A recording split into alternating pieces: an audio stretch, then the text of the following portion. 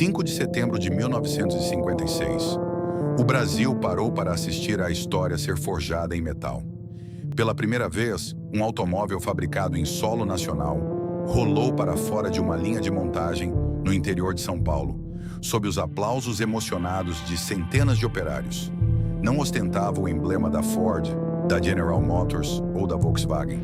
Era o Homi Zeta, nascido da audácia de um visionário local chamado Américo Emílio Homi. Por um breve e deslumbrante momento, este pequeno carro bolha tornou-se o símbolo máximo da modernidade e do orgulho nacional brasileiro. Ele preencheu as ruas, encantou celebridades e prometeu democratizar a mobilidade. Parecia o alvorecer de um império automotivo genuinamente brasileiro. No entanto, em um piscar de olhos históricos, apenas 5 anos depois, esse sonho foi brutalmente desmantelado. A fábrica foi silenciada em 1961, deixando para trás o eco vazio das máquinas. O Homi Zeta não foi destruído pelas leis do livre mercado, mas sim sufocado e executado por canetadas de burocratas em Brasília. Um sistema de regras que, ironicamente, distorceu o conceito de carro nacional para pavimentar o caminho das multinacionais estrangeiras. Como um país que chorou de alegria ao ver seu primeiro carro nascer, pôde tão rapidamente virar as costas para seus criadores e asfixiar a inovação local com uma teia tributária letal. Esta não é apenas uma história sobre um carro excêntrico, é um conto sobre o preço da audácia em um sistema viciado. Junte-se a nós enquanto desvendamos a glória efêmera, a guerra desigual e o fim trágico do primeiro sonho sobre rodas do Brasil. O ano é 1930. O cheiro acre de óleo queimado e o som ensurdecedor de martelos contra o aço preenchiam o ar. Não estávamos em Detroit, em Michigan, nem em Stuttgart, na Alemanha. Estávamos em Santa Bárbara do Oeste, uma modesta e poeirenta cidade no interior do estado de São Paulo, Brasil. Em uma época em que a economia brasileira era esmagadoramente agrária, sustentada pelas vastas plantações de café e pelas exportações primárias, a ideia de uma verdadeira revolução industrial parecia uma realidade muito distante, um privilégio exclusivo da Europa e da América do Norte. Mas dentro de uma pequena e mal iluminada garagem de reparos, uma semente muito diferente estava sendo plantada no solo fértil do Brasil. Não era uma semente de café, mas sim de aço. Américo Emílio Homi, o patriarca e fundador, não era um homem que aceitava passivamente as limitações de sua geografia ou de seu tempo. Com mãos calejadas pelo trabalho árduo e uma mente que operava com a precisão de um maquinário complexo, ele inaugurou a Garagem Homi. Inicialmente, era uma operação humilde e pragmática, estritamente focada no conserto de maquinário agrícola e dos poucos automóveis importados que ousavam quebrar nas precárias e esburacadas estradas de terra da região. Mas Américo via muito além das engrenagens rachadas e dos motores fundidos que chegavam à sua porta. Ele compreendia uma verdade fundamental, quase profética. A verdadeira independência do Brasil não brotaria apenas dos campos de cultivo, mas sim do chão escuro e ruidoso das fábricas. Com o passar dos anos e a eclosão da Segunda Guerra Mundial, o cenário global mudou drasticamente. As importações de equipamentos industriais para a América do Sul tornaram-se severamente restritas, quase inexistentes, devido ao esforço de guerra nos países desenvolvidos. Onde outros empresários viam uma crise paralisante e uma barreira intransponível, Américo enxergou a oportunidade de uma vida. Ele decidiu que era hora de parar de apenas consertar e começar a fabricar. A pequena oficina transformou-se, expandindo sua ambição. Em 1941, um marco histórico absoluto foi estabelecido. A empresa lançou o primeiro torno mecânico inteiramente concebido e fabricado no Brasil, que mais tarde daria origem à lendária linha de máquinas Imor. Este não era apenas mais um produto em um catálogo, era a pedra angular da industrialização nacional. O torno mecânico é, por excelência, a máquina-mãe, a ferramenta primária utilizada para fabricar outras máquinas e peças. Ao dominarem essa tecnologia complexa e a produzirem localmente, as indústrias Homi estavam, na prática, fornecendo os tijolos fundamentais e a independência tecnológica para a construção de todo o setor de manufatura brasileiro. Durante as décadas de 1940 e início dos anos 1950, a ascensão da empresa foi estratosférica. O chão de fábrica expandiu-se de forma voraz, engolindo os quarteirões adjacentes em Santa Bárbara do Oeste.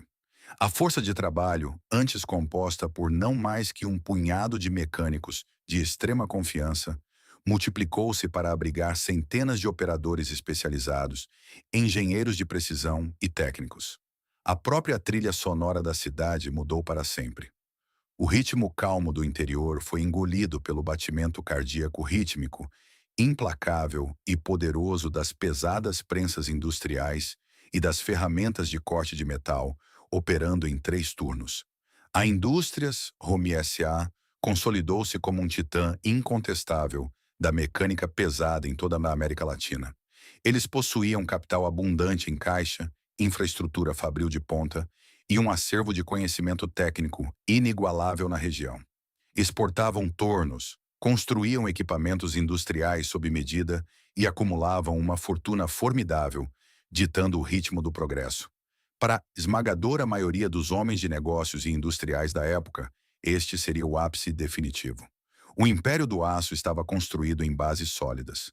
O legado estava irrevogavelmente garantido para as próximas gerações da família. Américo Romi e seus filhos poderiam facilmente ter passado o resto de seus dias colhendo os generosos dividendos de suas máquinas-ferramenta, desfrutando do inquestionável status de pioneiros incontestes da indústria nacional. No entanto, o ar na década de 1950 estava carregado com um novo e inebriante tipo de eletricidade. O Brasil estava se modernizando em um ritmo frenético. As cidades inchavam com novos arranha-céus, as grandes avenidas estavam sendo asfaltadas e uma nova classe média urbana, sedenta por consumo e mobilidade, começava a emergir com força. Mas havia um paradoxo gritante e incômodo desfilando por essas ruas recém-pavimentadas. Virtualmente cada um dos carros que circulava pelo Rio de Janeiro ou por São Paulo era estrangeiro. Veículos majestosos de Detroit ou modelos europeus compactos, todos importados a custos exorbitantes, drenando implacavelmente as valiosas reservas de moeda estrangeira do país e mantendo o Brasil refém das flutuações do mercado externo. O gigante sul-americano, apesar de sua vastidão e de sua riqueza industrial emergente, era reduzido à condição de mero importador no mercado automotivo global. Américo, ao lado de seu enteado e braço direito, Carlos Schitt, olhava para o vasto complexo fabril que haviam erguido do nada. Eles viam fileiras das melhores máquinas-ferramenta do hemisfério. Viam uma força de trabalho altamente treinada, capaz de moldar o metal com tolerâncias micrométricas. A tensão nos corredores da diretoria começou a se acumular, transformando-se de uma simples observação em uma obsessão ardente. Eles perceberam que a Romi não queria mais apenas construir as máquinas invisíveis que operavam nos bastidores da economia. Eles queriam construir o produto de consumo definitivo. Eles queriam, de forma pioneira e definitiva, colocar o Brasil sobre 4 rodas. A lógica emocional por trás desse desejo era inegável e sedutora, mas a execução prática era absolutamente aterrorizante. O capital necessário para iniciar uma linha de produção de automóveis do zero era vertiginoso, capaz de quebrar empresas sólidas do dia para a noite. Os desafios de engenharia eram radicalmente diferentes da produção estática de tornos pesados.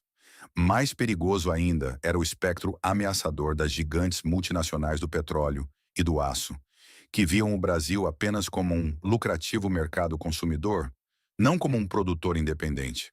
Tentar construir um carro nacional de verdade não era apenas um novo braço de negócios. Era cruzar uma linha vermelha invisível. Era uma declaração de guerra não declarada contra os monopólios globais. Contudo, a semente de aço plantada 20 e poucos anos antes havia germinado em uma vontade inabalável. A decisão irreversível foi tomada a portas fechadas. Os lucros robustos do império dos tornos mecânicos iriam financiar diretamente a aposta mais audaciosa, espetacular e perigosa de toda a história industrial brasileira. As indústrias Home iriam construir um automóvel. O destino estava selado e o relógio contra os gigantes estrangeiros já estava correndo. A decisão irrevogável estava tomada no coração de Santa Bárbara do Oeste, mas a questão crucial e multimilionária permanecia suspensa no ar. Que tipo de carro o Brasil precisava? Os modelos americanos que desfilavam pelas avenidas da alta sociedade no Rio de Janeiro e em São Paulo eram encouraçados de aço de 5 metros de comprimento, beberrões de gasolina e financeiramente inacessíveis para 99% da população brasileira. Américo Home possuía a ousadia dos pioneiros, mas também o pragmatismo dos engenheiros. Ele sabia que tentar copiar a grandeza ostensiva de Detroit seria um suicídio financeiro imediato. O Brasil, um país com uma infraestrutura rodoviária ainda em sua infância, precisava de um veículo ágil, econômico e, acima de tudo, viável de ser produzido e mantido localmente. A resposta não viria das vastas rodovias dos Estados Unidos, mas sim das ruas estreitas e da economia fraturada da Europa pós-guerra. Foi na Itália que Carlo Schitti, enteado e braço direito de Américo, além de um brilhante estrategista técnico, encontrou a solução que mudaria a trajetória da empresa. A ISO Automoto Veicoli, uma fabricante de Milão liderada pelo engenheiro Renzo Rivolta, havia criado algo que desafiava abertamente todas as convenções do design automotivo da época: o Isetta. Não era exatamente um carro no sentido tradicional, mas sim uma motocabina. Tratava-se de um veículo em forma de bolha, construído com grandes painéis de vidro e linhas aerodinâmicas de inspiração aeronáutica, que parecia ter pousado de uma revista de ficção científica. Sua característica mais radical era a única porta de acesso, que não ficava nas laterais, mas sim na parte frontal. Ao abrir a porta, o volante e o painel de instrumentos articulavam-se para fora, permitindo que dois adultos se acomodassem em um banco único. Usava um motor compacto, possuía um consumo de combustível tão baixo que beirava o milagre para os padrões da época e cabia em qualquer espaço urbano. Para muitos industriais conservadores e financistas de terno alinhado, o Isetta era uma piada excêntrica, um brinquedo glorificado que jamais seria levado a sério. Mas para a mente analítica da diretoria da Home, era uma obra-prima da eficiência manufatureira. O design em forma de gota não exigia as gigantescas e caríssimas prensas de estampagem necessárias para moldar os longos capôs e porta-malas dos sedãs convencionais, máquinas que o Brasil ainda não possuía em escala. A mecânica era engenhosa, mas suficientemente direta para ser fabricada, usinada e mantida com o parque industrial que a Home já dominava. Mais do que isso, o Isetta representava a democratização do transporte motorizado. Era o carro do povo muito antes dessa expressão se tornar um mantra nas campanhas políticas brasileiras. Em 1955, as negociações transatlânticas foram seladas. As indústrias Home adquiriram oficialmente os cobiçados direitos de licenciamento para fabricar o Isetta no Brasil. Não foi de maneira alguma uma transação barata ou simples. O contrato internacional exigia não apenas o pagamento de pesados royalties em moeda forte à isorrivolta, mas também um compromisso monumental e imediato de nacionalização das peças. Américo Home recusava-se a ser um mero importador de kits, CKD para montagem. Ele queria dominar a alma da máquina, fundir os blocos de motor em seus próprios fornos, usinar as engrenagens de transmissão em seus próprios tornos e mor e estampar a carroceria sob o teto de suas fábricas.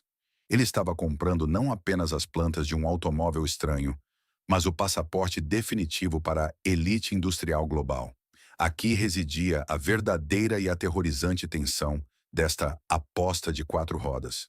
A fábrica em Santa Bárbara do Oeste, um templo de estabilidade financeira e previsibilidade lucrável, transformou-se subitamente em um canteiro de obras frenético e num poço sem fundo de investimentos de risco.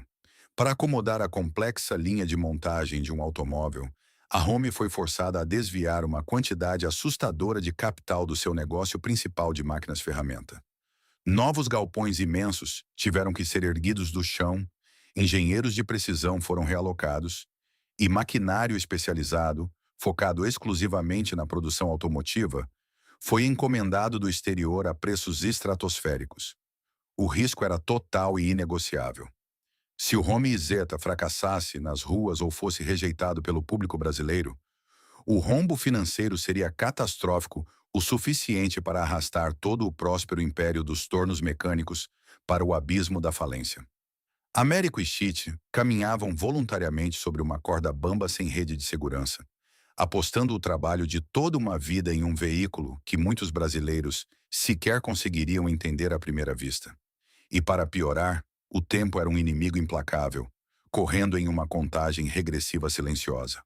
Os corredores acarpetados do Poder Federal no Rio de Janeiro e na futura capital, Brasília, já fervilhavam de sussurros sobre planos grandiosos do governo para atrair as matrizes das maiores montadoras globais. Relatórios de inteligência corporativa indicavam que a Volkswagen alemã estava estruturando agressivamente sua entrada no mercado com o robusto Fusca, enquanto as gigantes de Detroit enviavam emissários para mapear terrenos industriais em São Bernardo do Campo. A Home não estava apenas lutando contra as leis da física e da engenharia. Estava em uma corrida de vida ou morte contra o cronômetro da história. Eles precisavam ser os primeiros. Precisavam materializar fisicamente a prova de que a indústria puramente nacional era capaz de liderar o caminho antes que as multinacionais desembarcassem em peso, armadas com seus orçamentos quase infinitos e sua avassaladora influência de lobby político. À medida que o primeiro semestre de 1956 avançava, a tensão nos corredores da Romi tornava-se quase sufocante. Turnos triplos foram implementados. O cheiro de café forte misturava-se permanentemente com o gás de solda e o óleo de corte. Os primeiros protótipos, meticulosamente adaptados da engenharia italiana para resistir ao calor tropical e ao asfalto punitivo do Brasil, começaram a tomar forma na linha. Cada solda no chassi tubular, cada ajuste milimétrico no carburador, era um ato silencioso de rebeldia industrial. Eles não estavam apenas parafusando um carro, estavam forjando uma declaração de independência. A roleta havia sido girada com força máxima e todas as fichas do Império Romi estavam empilhadas sobre a silhueta daquele pequeno carro-bolha. Agora restava apenas abrir os pesados portões da fábrica e enfrentar o julgamento do país. O choque estava prestes a acontecer. O calendário marcava 5 de setembro de 1956. O ar quente de Santa Bárbara do Oeste, no interior de São Paulo, estava impregnado com uma mistura inconfundível. O cheiro áspero de óleo de usinagem, o aroma adocicado de tinta automotiva recém-curada e uma ansiedade elétrica, quase palpável, que beirava a euforia coletiva. Nos arredores dos imensos e modernos galpões das indústrias Home, uma multidão se aglomerava em um silêncio reverente. Eram centenas de operários com seus uniformes de brim, graxudos, engenheiros de precisão com os rostos suados de tensão, jornalistas empunhando pesadas câmeras fotográficas e moradores locais que haviam abandonado seus afazeres. Todos aguardavam o ápice de anos de suor incessante, risco financeiro estratosférico e uma obsessão nacionalista.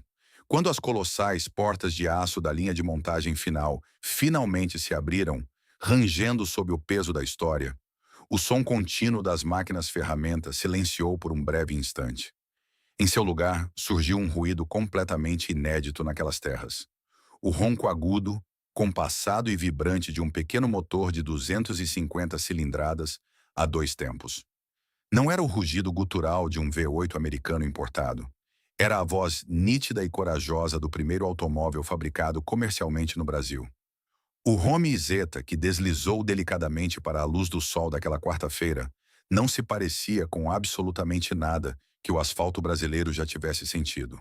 Com meros 2,27 metros de comprimento, uma carroceria esférica em forma de gota d'água e faróis proeminentes que saltavam nas laterais como olhos curiosos, o veículo exalava uma aura de futurismo prático. Mas o verdadeiro e inesquecível espetáculo, aquele que arrancou suspiros espantados e, em seguida, aplausos estrondosos da multidão, ocorreu quando o motorista parou o veículo. Ele desligou o motor e abriu a única porta do carro, que compunha toda a sua parte frontal. Em um balé mecânico engenhoso, o volante e o painel de instrumentos acompanharam o movimento da porta, dobrando-se para fora através de uma cruzeta universal. Isso permitiu que os dois ocupantes simplesmente se levantassem e caminhassem para frente, saindo do veículo com a elegância de quem desembarca de uma carruagem do amanhã. Naquele instante preciso, a história industrial da nação sul-americana foi irrevogavelmente fraturada em duas eras distintas, o antes e o depois do Romy e Zeta. Américo Emílio Romy e Carlos Schitt, assistindo à cena da primeira fila com lágrimas contidas e sorrisos de triunfo, sabiam que haviam realizado o que muitos julgavam impossível. Eles haviam humilhado os céticos dos luxuosos escritórios do eixo Rio-São Paulo, provado que os banqueiros conservadores estavam errados e desafiado o monopólio tácito dos executivos de Detroit. Mais de 72% das peças daquele pequeno e valente veículo, desde a fundição intrincada do bloco do motor até a estamparia curva da carroceria, haviam sido forjadas, usinadas e montadas por mãos brasileiras, utilizando os formidáveis tornos fabricados pela própria Romy. O evento de lançamento transcendeu uma simples apresentação comercial. Foi um manifesto físico de soberania tecnológica. Os jornais e revistas do dia seguinte estamparam a silhueta daquele carro excêntrico em suas primeiras páginas, celebrando a audácia incomparável dos industriais do interior paulista. O Brasil, um país gigante que até então dependia de lentos navios cargueiros, europeus ou americanos, para trazer cada engrenagem, carburador ou chassi de que precisava, de repente acordou e descobriu que possuía o aço, a infraestrutura, o cérebro e a coragem para sentar-se à mesa dos fabricantes globais de automóveis. A promessa secular de independência móvel estava finalmente materializada naquelas curvas de metal reluzente. O Romy e Zeta, carregando o peso das esperanças de uma empresa e de um país, estava pronto para deixar a segurança do útero fabril e enfrentar o teste mais brutal e imprevisível de todos: o asfalto caótico e a sociedade em ebulição do Brasil moderno. Se o parto do Romy e Zeta dentro dos muros de Santa Bárbara do Oeste foi um triunfo indiscutível da engenharia pesada, sua chegada às ruas transformou-se rapidamente em uma explosão cultural sem precedentes. A aceitação do público transformou o peculiar carro-bolha em um fenômeno pop instantâneo, uma febre de consumo que varreu as principais e mais ricas metrópoles do país. Nas largas e recém-pavimentadas avenidas de São Paulo e nas pitorescas vias litorâneas do Rio de Janeiro, o pequeno veículo roubava a cena de forma absoluta. Ele ofuscava, com seu carisma diminuto e cores vibrantes, as imensas barcas americanas cheias de cromados que costumavam dominar a paisagem urbana. O Iseta provou não ser apenas um mero meio de transporte do ponto A ao ponto B. Ele se consolidou em questão de meses como uma forte declaração de estilo, modernidade e emancipação pessoal.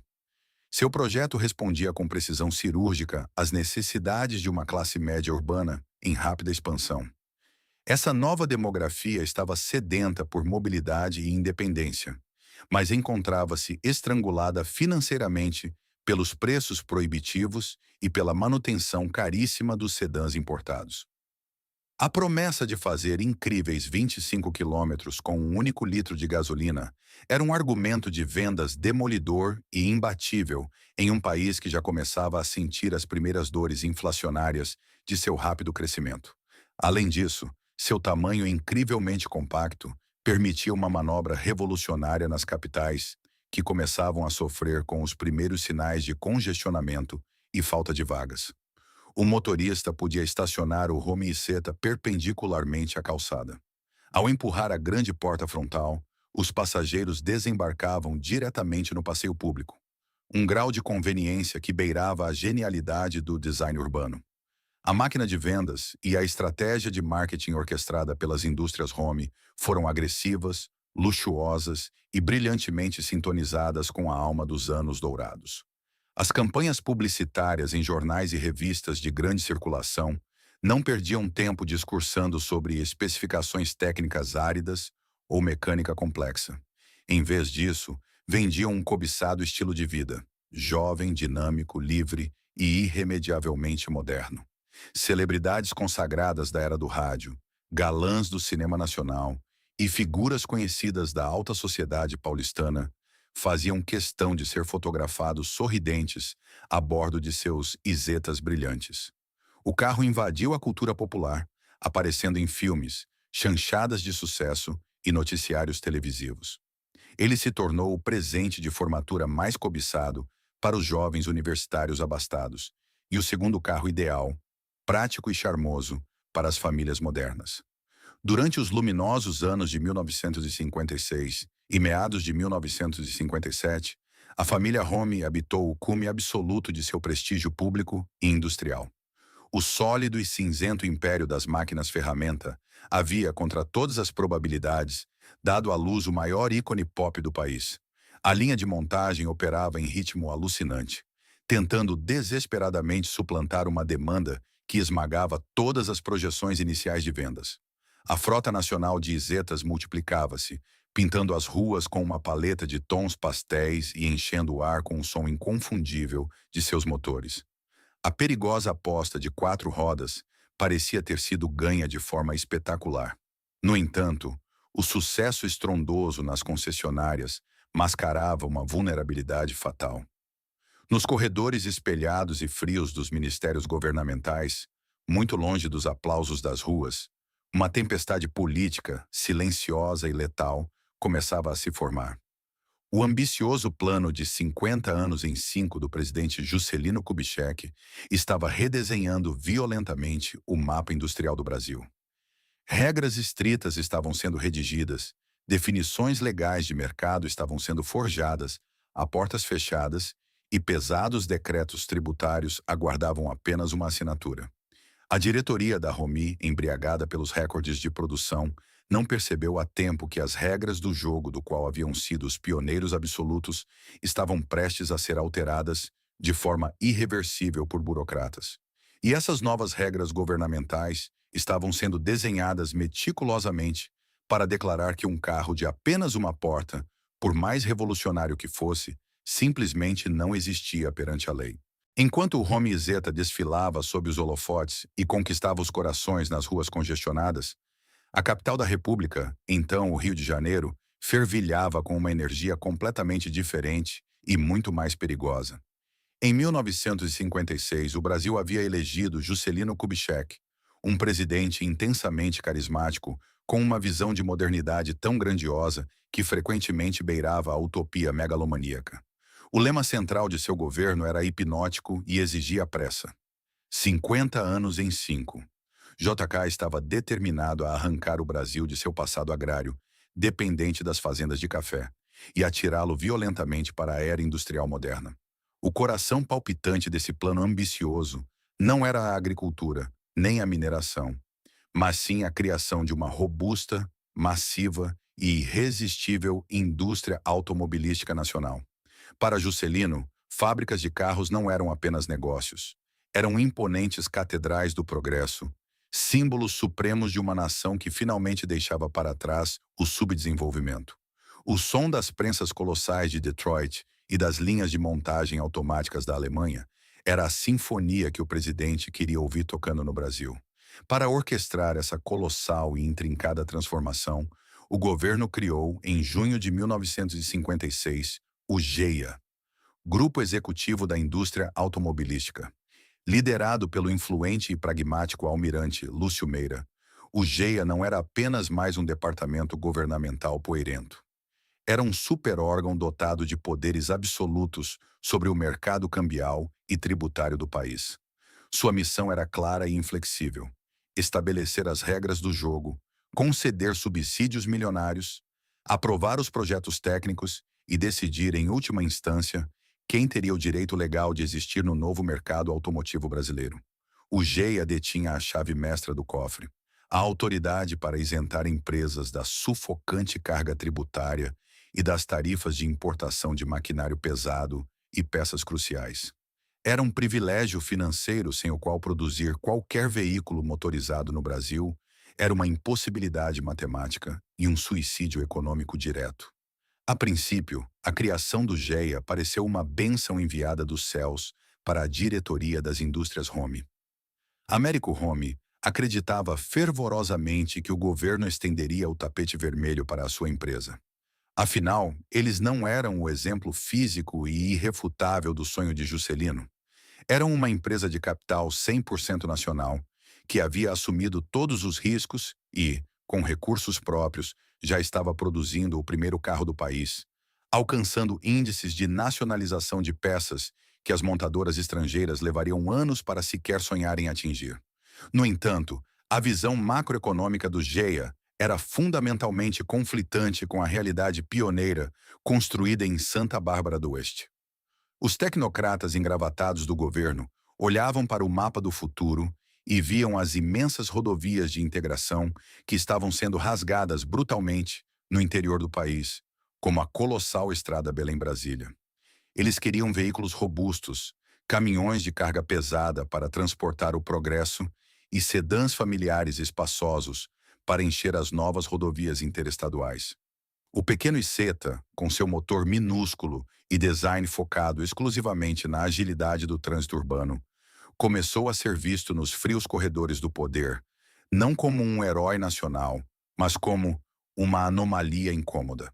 Um projeto excêntrico que simplesmente não se encaixava nas grandes planilhas e nos majestosos planos de desenvolvimento padronizado elaborados pelo Estado. A máquina burocrática havia sido ativada e suas pesadas engrenagens começavam a girar em uma direção que esmagaria impiedosamente os sonhadores independentes. O golpe de misericórdia contra indústrias Home não veio na forma de uma proibição agressiva, de escândalos públicos ou do fechamento físico de suas fábricas pelas autoridades. Na gélida burocracia governamental, a morte geralmente chega disfarçada sob a forma inofensiva de especificações técnicas e portarias maçantes, publicadas nas páginas foscas do Diário Oficial. Quando o GEA finalmente publicou as normas definitivas que regulamentariam o que seria oficialmente e legalmente considerado um automóvel de passageiros, o único status digno de receber os vitais incentivos fiscais e cambiais do governo, a diretoria da Home leu os documentos com uma mistura sufocante de incredulidade e terror absoluto. As regras governamentais foram desenhadas com uma rigidez cirúrgica e excludente. Para ser classificado como um automóvel nacional e, assim, ter qualquer chance de sobrevivência financeira no Brasil, um veículo precisava atender a critérios drásticos. Ter, obrigatoriamente, um mínimo de 2 eixos convencionais, acomodar pelo menos 4 passageiros adultos com bagagem e possuir, no mínimo, 2 portas laterais para acesso.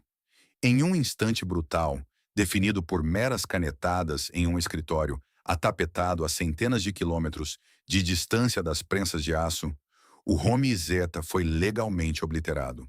Com sua porta frontal única, capacidade restrita para apenas 2 ocupantes e dimensões microscópicas, ele simplesmente deixou de existir aos olhos da lei brasileira como um carro.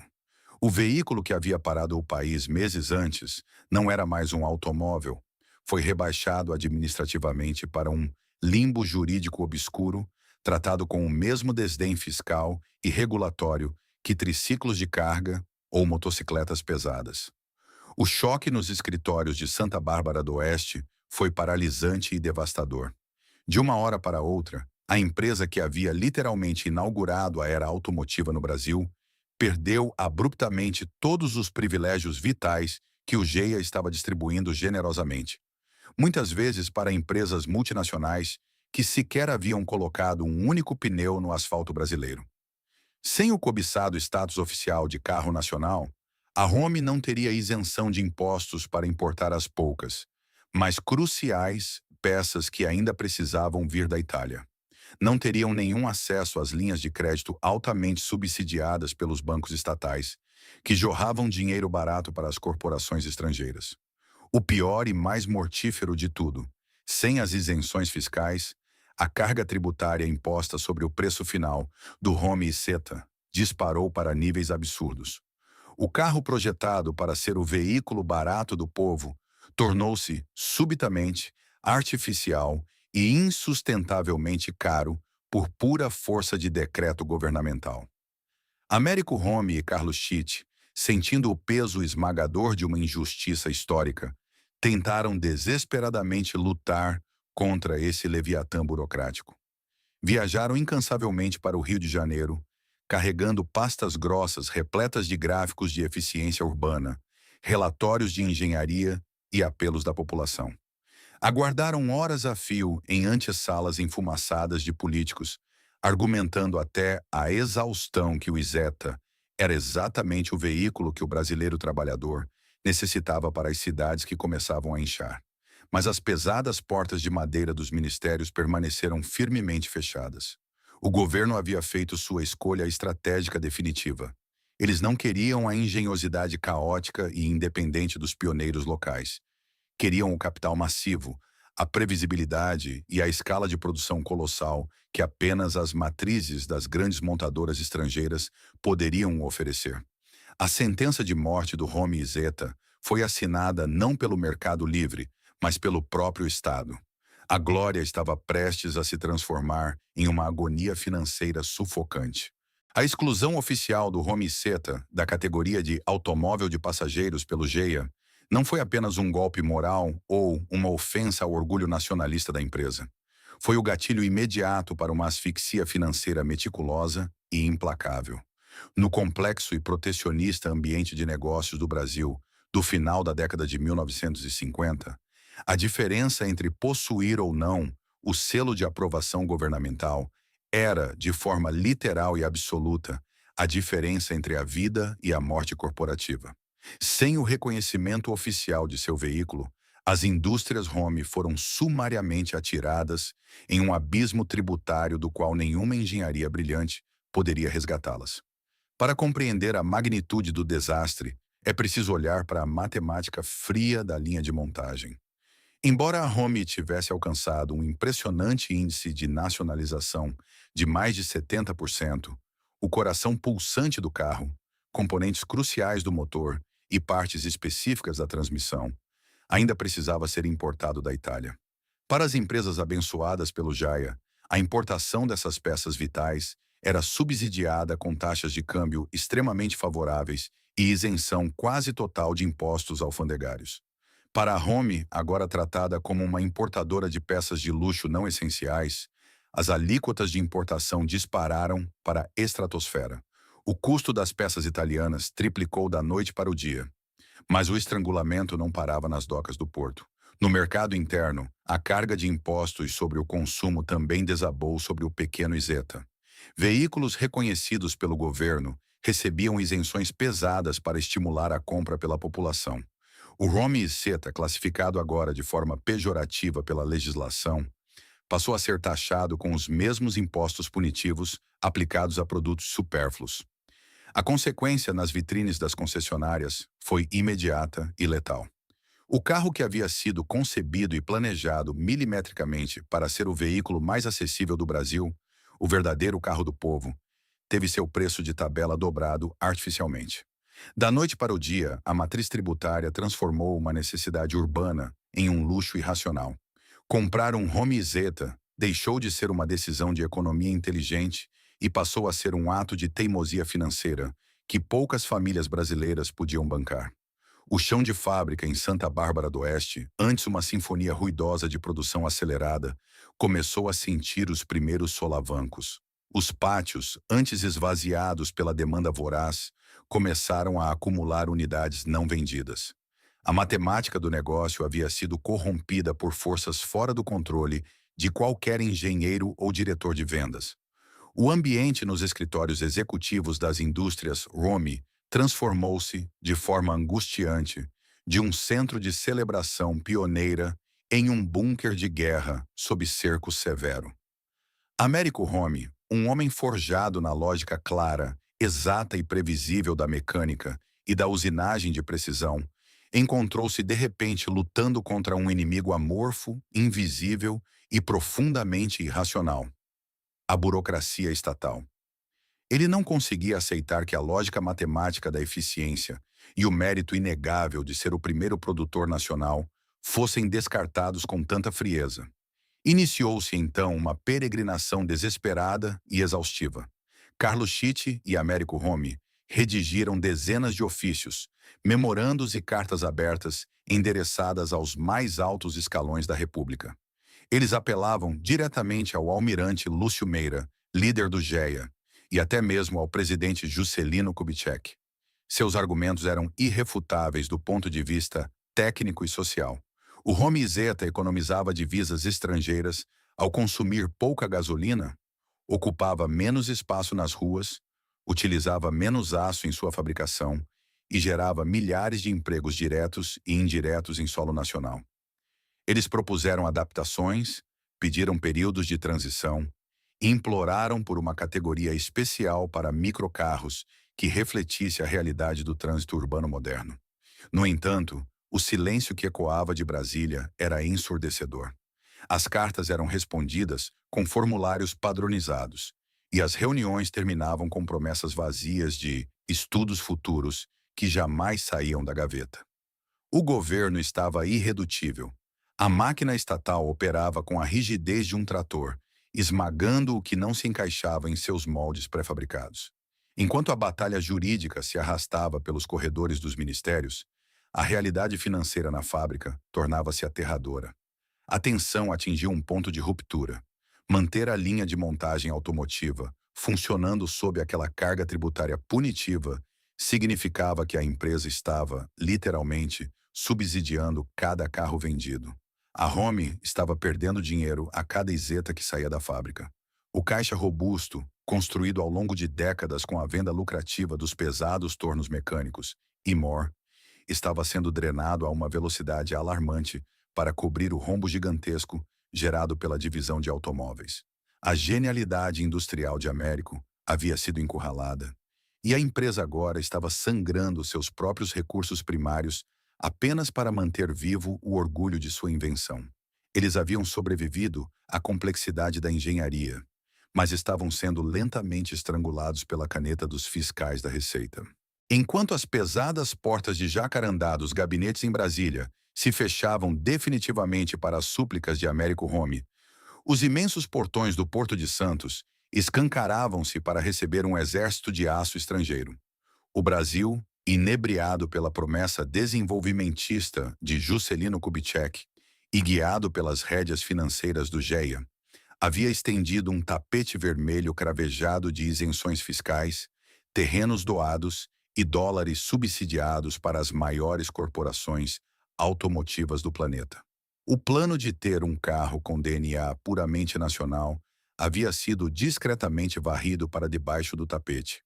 O governo agora queria volume, escala e a chancela de marcas globais.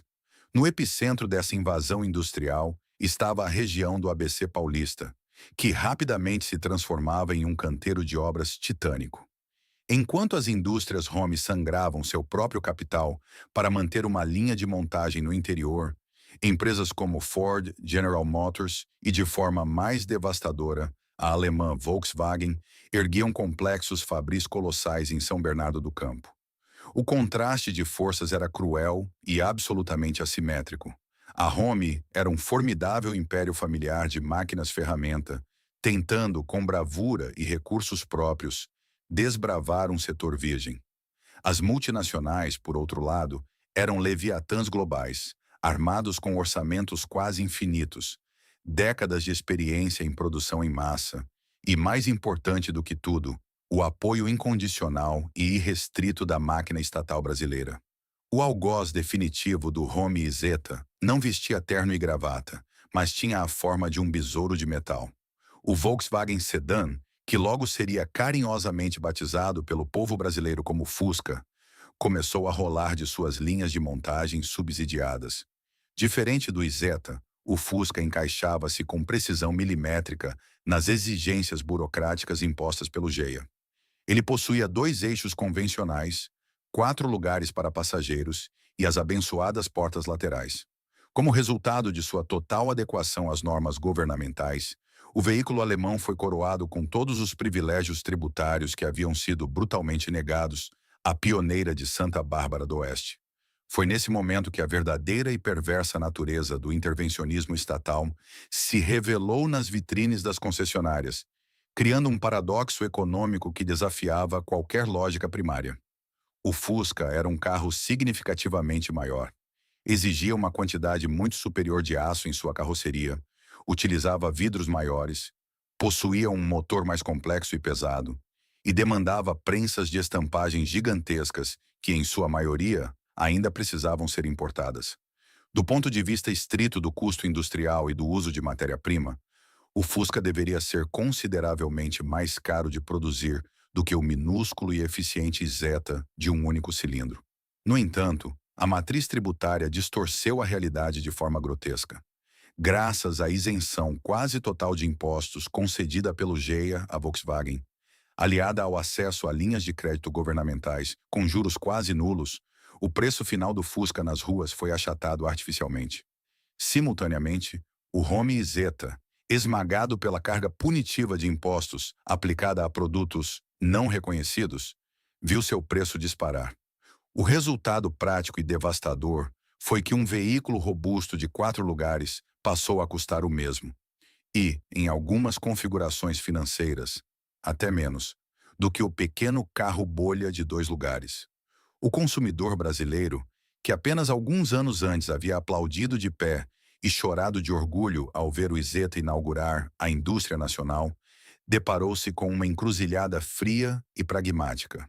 O orgulho patriótico é um sentimento nobre, mas raramente resiste à dura matemática do orçamento familiar. Quando um pai de família de classe média, com suas economias contadas, entrava em uma loja para realizar o sonho do primeiro carro, a escolha não era baseada em pioneirismo histórico. Se ele podia comprar um carro espaçoso com a chancela do governo alemão, pelo mesmo preço de um microcarro nacional, que o próprio governo brasileiro tratava como uma anomalia dispendiosa, a decisão tornava-se inevitável. O público começou a virar as costas para a maravilha de Santa Bárbara. As vendas, que outrora não conseguiam dar conta da demanda explosiva, estagnaram e depois entraram em queda livre. O encanto cultural do Iseta evaporou-se sob a luz dura da realidade econômica. De repente, o carro que havia sido concebido para ser a solução democrática de mobilidade urbana foi transformado, contra a sua vontade, em uma excentricidade cara. Um brinquedo de luxo para poucos endinheirados que podiam se dar ao luxo de ignorar a lógica financeira. Na fábrica da Home, o som vibrante e ininterrupto das ferramentas pneumáticas começou a falhar. Os turnos extras foram silenciosamente cancelados.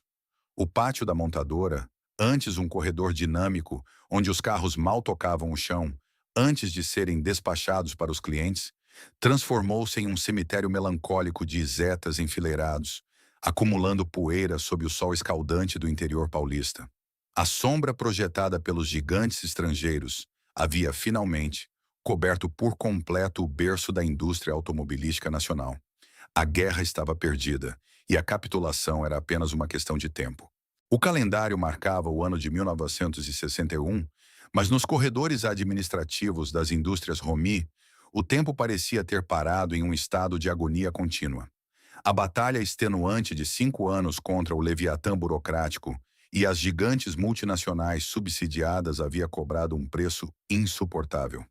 Os relatórios financeiros, espalhados sobre as pesadas mesas de jacarandá da diretoria, não contavam mais uma história de inovação desbravadora ou de orgulho patriótico.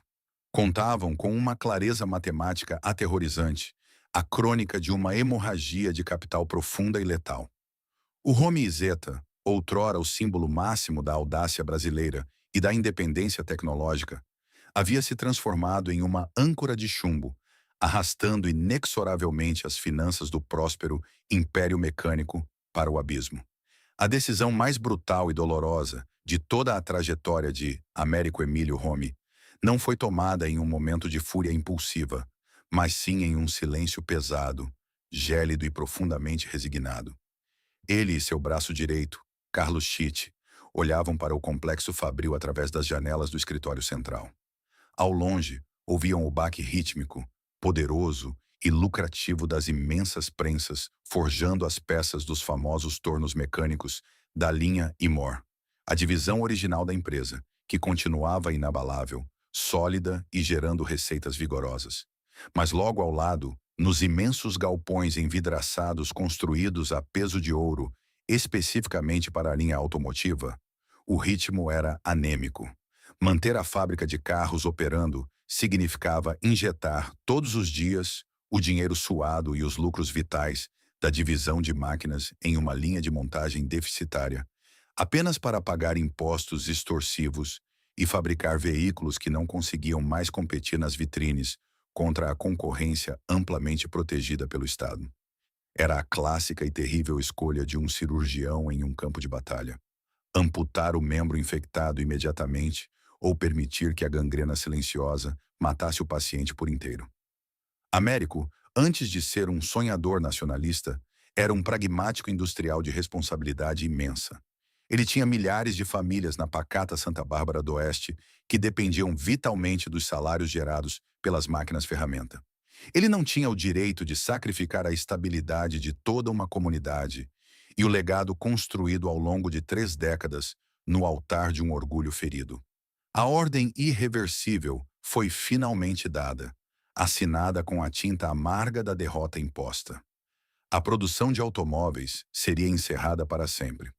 O último dia de operação na linha de montagem do Romizeta não contou com a presença de fotógrafos cintilantes, jornalistas eufóricos com seus cadernos de anotações ou políticos discursando em palanques enfeitados. O ar no interior do galpão estava impregnado com uma solenidade pesada e fúnebre. Os mesmos operários que no inesquecível setembro de 1956 haviam chorado lágrimas de alegria ao ver o primeiro carro nacional ganhar vida, agora trabalhavam de cabeças baixas. Moviam-se com a lentidão mecânica de quem participa de um cortejo. Eles apertavam as últimas porcas, soldavam os derradeiros reforços nos chassis tubulares e ajustavam as icônicas portas frontais, sabendo intimamente que aquelas mãos, treinadas com um rigor técnico inédito no país, logo teriam que abandonar a complexa e fascinante arte de construir automóveis. Quando o derradeiro e solitário Romizeta rolou lentamente para fora da linha de montagem final, marcando um volume histórico total de aproximadamente 3.000 unidades fabricadas ao longo daqueles 5 anos tumultuados, não houve aplausos efusivos. Houve apenas o som seco e cortante do pequeno motor de 2 tempos sendo desligado pela última vez por um piloto de testes dentro da fábrica. Em seguida, os supervisores, com o semblante fechado, iniciaram o processo metódico e excruciante de desligamento do parque industrial. As luzes de alta intensidade dos grandes galpões foram sendo apagadas, setor por setor, lançando longas e melancólicas sombras sobre as sofisticadas ferramentas pneumáticas e os gabaritos de precisão que agora jaziam inúteis e frios sobre as bancadas. O chiado prolongado do ar comprimido, esvaziando-se das mangueiras, soou pelos corredores vazios como o último suspiro de uma era dourada. Os engenheiros especializados que haviam passado anos refinando o projeto foram silenciosamente realocados para a divisão de tornos. Um trabalho vital e seguro, mas brutalmente desprovido do glamour revolucionário de colocar um país sobre 4 rodas. O silêncio que finalmente se instalou sobre a ala automotiva das indústrias Romi foi ensurdecedor. Era um vazio não apenas acústico, mas psicológico. Contrastava violentamente com a promessa vibrante de soberania e inovação que aquele exato lugar havia representado apenas meia década antes. As pesadas portas de aço foram trancadas com grossos cadeados e as chaves guardadas em uma gaveta. O apito final da fábrica não marcou apenas o fim rotineiro de um turno de trabalho. Marcou a morte de um ideal genuíno. A Romi teve que executar o seu próprio e mais brilhante sonho para conseguir continuar respirando. A sobrevivência corporativa, em um sistema viciado, havia exigido o sacrifício supremo de sua maior ambição. O amanhecer que se seguiu ao trancamento definitivo da linha de montagem do Romizeta trouxe uma claridade fria e implacável sobre o vasto complexo industrial de Santa Bárbara do Oeste. Não havia espaço, contudo, para um luto prolongado. A engrenagem implacável do mundo corporativo não perdoa a inércia e não tem compaixão por sonhos frustrados. Para os milhares de habitantes da cidade cujas vidas e sustento orbitavam em torno dos pesados portões da Indústrias Romi. O fim do projeto automobilístico foi um choque sísmico que ameaçou a estabilidade de toda a região. No entanto, diferentemente de tantas outras iniciativas pioneiras no Brasil que afundaram na falência total ao terem seus projetos audaciosos rechaçados pelas políticas estatais, a Romi possuía um bote salva-vidas construído com aço puro e fundado em décadas de engenharia de precisão, o seu negócio original. A diretoria, liderada por um Américo Emílio Romi, visivelmente marcado e envelhecido pela extenuante guerra burocrática, convocou uma série de reuniões de emergência a portas fechadas. As planilhas financeiras depositadas sobre as mesas estavam manchadas com números vermelhos alarmantes, refletindo o capital massivo que havia sido incinerado na tentativa heróica de manter o carro vivo contra todas as probabilidades. A ordem agora era ditatorial, contenção absoluta de despesas e uma reestruturação cirúrgica em todos os departamentos. A gigantesca infraestrutura, que havia sido erguida a peso de ouro para estampar carrocerias e montar complexos motores de 2 tempos, precisava ser urgentemente reaproveitada. Iniciou-se uma transição brutal. A mudança não foi meramente administrativa. Foi uma metamorfose física e psicológica esgotante para a força de trabalho. Homens que haviam aprendido a delicadeza de alinhar a suspensão de um veículo ou de dar o acabamento impecável na pintura de uma carroceria brilhante, agora precisavam se readaptar à severidade e à força bruta exigidas pela fundição de blocos de ferro fundido de várias toneladas. A readaptação exigiu intensos programas de retreinamento e uma dolorosa mudança de mentalidade.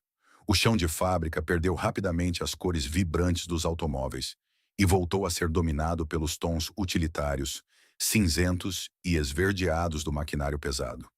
A poeira espessa de metal usinado substituiu o cheiro familiar de cera de polimento e estofamento novo.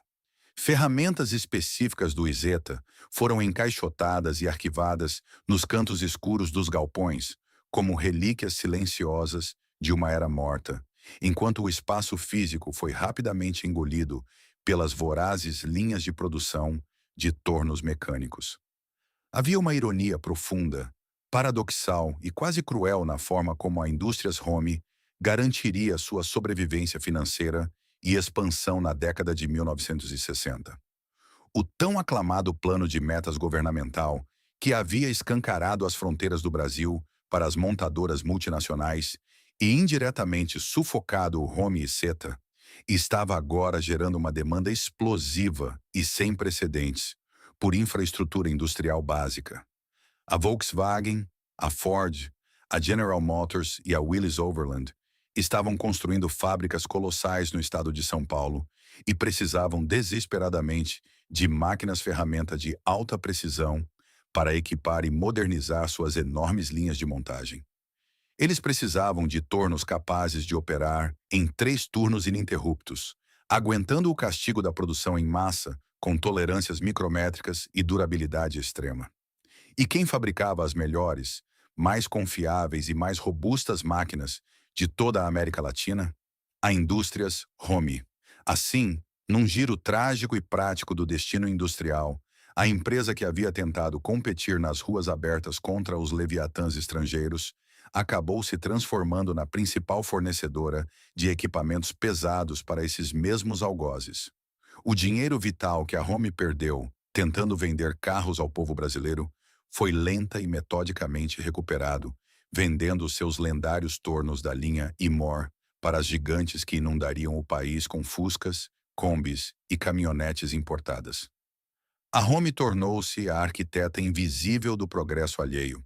O capital voltou a fluir de forma constante para os cofres em Santa Bárbara do Oeste, os balanços financeiros finalmente saíram do vermelho asfixiante e o risco iminente de um colapso sistêmico foi totalmente neutralizado. Eles salvaram a empresa e protegeram milhares de empregos, mas o preço cobrado por essa salvação foi o exílio voluntário e definitivo do imaginário popular. Ao abandonar definitivamente o volátil mercado de bens de consumo e recuar para a segurança opaca do mercado estritamente industrial, B2B, A Indústrias Home perdeu a aura magnética de glamour e o fascínio apaixonado do público em geral. Não haveria mais anúncios de página inteira coloridos nas revistas de celebridades. Não haveria mais estrelas de cinema posando sorridentes ao lado de seus produtos. A empresa voltou a operar nas sombras laboriosas, nos bastidores invisíveis e graxudos da economia nacional. Para a nova e vibrante geração de brasileiros que nascia e crescia nas décadas seguintes, imersa em uma cultura cada vez mais voltada para os carros, o nome Home deixou de ser sinônimo da máxima inovação automotiva e passou a ser apenas uma fria placa metálica, rebitada em equipamentos ruidosos, trancados dentro de fábricas restritas. O impacto psicológico dessa transição, forçada sobre os fundadores, foi contido, mas profundamente enraizado. Américo Home e Carlos Schitt provaram ao mercado que eram gestores extraordinários ao evitar a ruína certa, conduzindo a empresa para a prosperidade futura. Mas a cicatriz deixada pela injustiça burocrática nunca cicatrizou por completo. A decisão de amputar o projeto provou-se financeiramente impecável, garantindo que a Home se tornasse, com o passar dos anos, uma multinacional respeitadíssima, líder global em máquinas-ferramenta e injetoras de plástico, com um poderio assombroso. Eles venceram o árduo jogo da sobrevivência empresarial. Contudo, entre as antigas e sólidas paredes de tijolos, sempre pairaria o eco de um futuro alternativo roubado.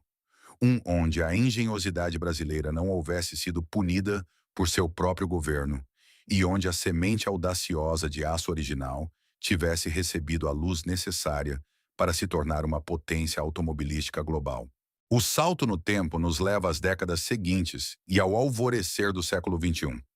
Se você caminhar hoje pelas amplas instalações em Santa Bárbara do Oeste, não encontrará os escombros de uma fábrica falida ou as ruínas melancólicas de um sonho esquecido. Pelo contrário, deparar-se-á com as Indústrias Home como um formidável colosso corporativo. É uma corporação multinacional de capital aberto, exportando tecnologia de ponta, imensos centros de usinagem CNC e gigantescas injetoras de plástico para praticamente todos os continentes do globo. Aquele humilde galpão de reparos, onde Américo Emílio Romy forjou com as próprias mãos sua primeira máquina, transformou-se em um dos maiores e mais avançados complexos de manufatura da América Latina. O pragmatismo inegável venceu a batalha da sobrevivência. A empresa prosperou de maneira espetacular, acumulando receitas bilionárias e garantindo seu lugar vitalício no panteão da indústria pesada global. Mas, em meio a toda essa grandiosidade esmagadora de aço forjado, algoritmos e lucros corporativos, há uma ausência que ecoa mais alto do que o som de qualquer máquina. A Home nunca mais, em toda a sua rica e duradoura história subsequente, fabricou um único automóvel. A cicatriz deixada pela agressão burocrática dos anos 50 tornou-se um tabu silencioso. Uma porta conceitual que foi trancada por dentro, com correntes pesadas e cuja chave foi atirada nas profundezas do esquecimento corporativo. O trauma ensinou uma lição dura demais para ser ignorada. No Brasil, a inovação disruptiva de bens de consumo era um campo minado que a empresa decidiu não cruzar novamente. No entanto, enquanto a matriz corporativa seguia seu rumo implacável, focada no fornecimento de equipamentos industriais pesados, os pequenos carros-bolha que haviam sido ejetados daquelas mesmas portas não desapareceram simplesmente no ar.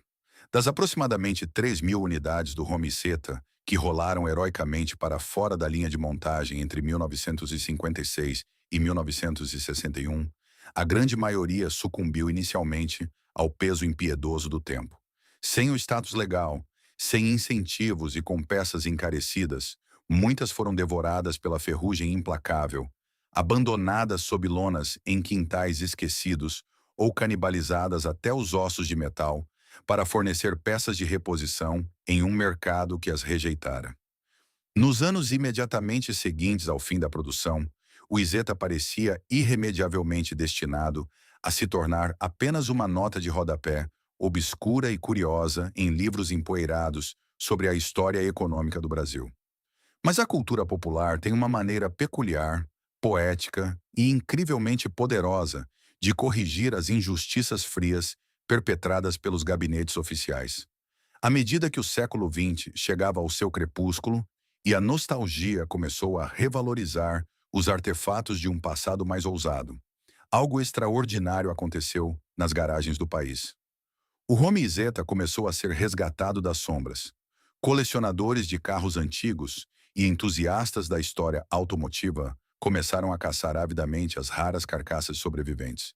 Processos de restauração meticulosos e caríssimos, muitas vezes exigindo a fabricação artesanal de peças inexistentes e superando o valor original do carro em dezenas de vezes, foram iniciados por pessoas movidas puramente por paixão.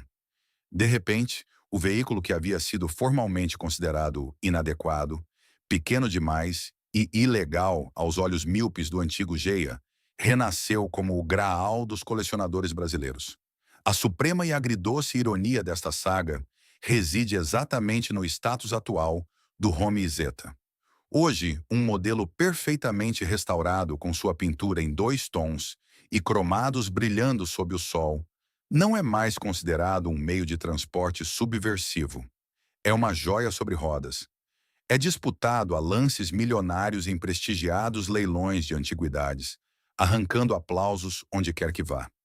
Ele ocupa lugares de honra, protegido por cordões de veludo vermelho e redomas de vidro, nos mais importantes museus de história e cultura do Brasil. O próprio Estado brasileiro, cujo sistema tributário e burocrático o asfixiou até a morte comercial meio século antes, agora o celebra abertamente como um inestimável patrimônio cultural nacional, tombado pelo reconhecimento popular como um testemunho físico incontestável da genialidade do país.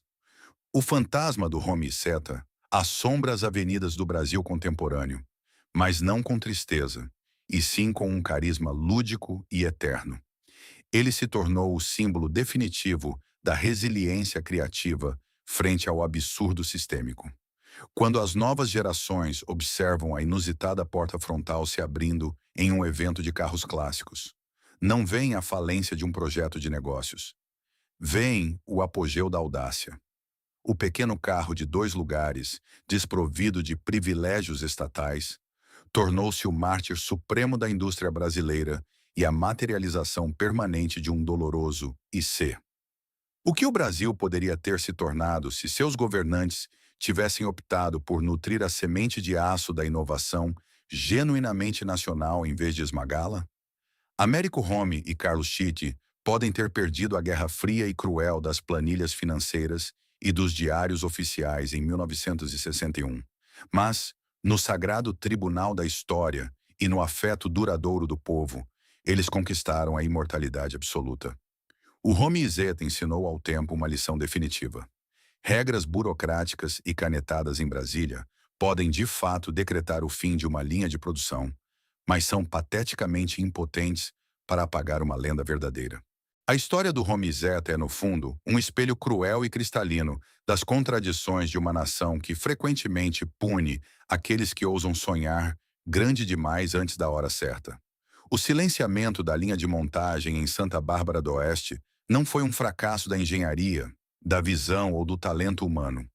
Foi, tragicamente, o triunfo de um sistema burocrático engessado que preferiu abrir os braços e os cofres para o capital estrangeiro do que nutrir a sua própria semente de independência tecnológica. Américo Emílio Home tentou entregar ao Brasil o futuro da mobilidade urbana inteligente, muito antes que os governantes sequer compreendessem o conceito. Ele provou de forma física e inegável que o país tinha mãos calejadas o suficiente para forjar o aço, mentes brilhantes para dominar a mecânica de precisão e uma coragem quase irracional para desafiar gigantes globais. O sacrifício de sua divisão automotiva foi o preço amargo, porém necessário, pago para salvar um império industrial que, ironicamente, acabaria fabricando as máquinas pesadas que sustentam essas mesmas corporações multinacionais até os dias de hoje. Hoje, quando olhamos para a icônica porta frontal de um Home Zeta meticulosamente restaurado, abrindo-se em um museu, não vemos apenas metal polido e vidro curvo. Vemos o fantasma de um futuro brilhante que foi roubado por uma canetada em um escritório distante. É um lembrete eterno e melancólico de que a verdadeira inovação raramente morre no chão de fábrica por falta de capacidade. Ela costuma ser asfixiada nos corredores frios do poder por falta de visão. E você, o que acha desta história? A decisão do governo da época de priorizar as grandes montadoras estrangeiras em detrimento dos pioneiros nacionais foi um mal necessário para acelerar a industrialização ou foi o maior erro estratégico da história econômica do país? Deixe sua opinião sincera nos comentários abaixo. Queremos muito ler o que você pensa. Se você é fascinado pelas engrenagens ocultas, pelas glórias esquecidas e pelas tragédias dos grandes impérios industriais, inscreva-se no canal e ative o sininho das notificações. Toda semana nós desenterramos os segredos de ferro, suor e fumaça que moldaram a economia do nosso mundo. Muito obrigado por assistir e até o próximo documentário.